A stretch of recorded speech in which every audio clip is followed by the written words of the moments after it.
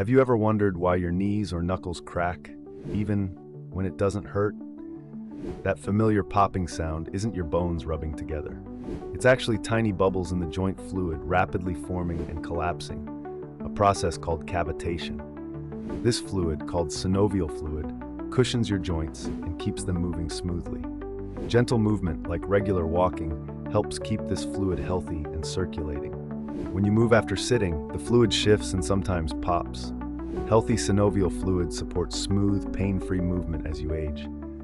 Little habits keep your joints working for years.